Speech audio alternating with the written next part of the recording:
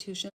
One of the most common questions I get asked is, if XRP, HBAR, or Algo are for real-world payments, why would institutions use them if the token gets expensive?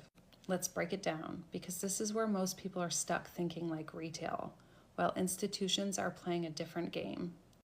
First of all, banks don't buy crypto like we do. They're not jumping on Coinbase and trying to time the bottom. They move value, billions at a time, using treasury capital, central bank reserves, and enterprise liquidity providers.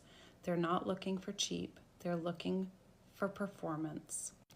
Second, they're already wasting $200 to $250 billion a year on outdated systems, SWIFT fees, pre-funded accounts, fraud, compliance overhead, manual reconciliation, FX delays.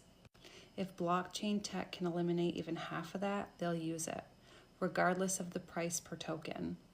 Now here's a light bulb moment. Most people miss it. It's not about how much the token costs. It's about how much it can move. If XRP is $1, you need 10 million tokens to settle 10 million.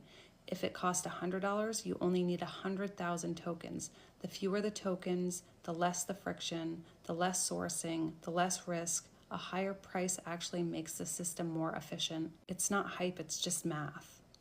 And no, institutions aren't scared of a $100 token. They're scared of something else.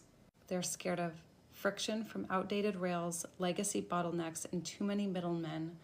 They're scared of failure, wires getting lost, flagged, reversed, or stalled for days. They're scared of delays because when the money is stuck, they lose liquidity access and risk exposure.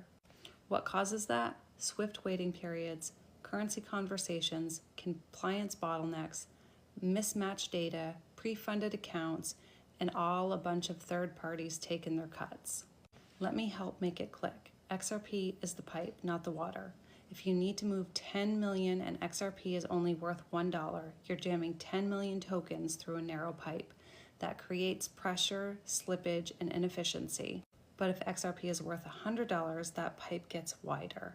You only need 100,000 tokens. The flow is smoother, faster, and more controlled. The system works better because the pipe fits the pressure. That's why XRP has to be expensive, not to moon, but to function as the backbone of a global financial system.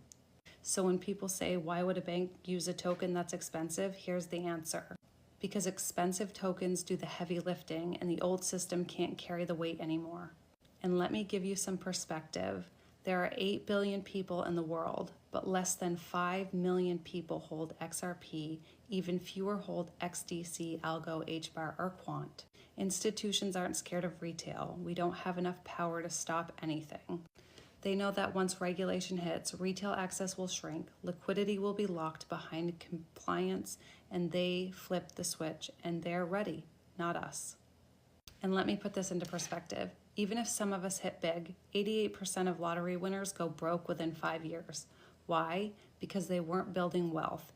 They were buying Lambos, not legacies. The system doesn't fear us. It knows money will circle right back to them unless you understand the game and how it's really played. So if you're early, protect your position. Build slow, think big, because generational wealth isn't about hype. It's about timing, position, and discipline. One of the most common questions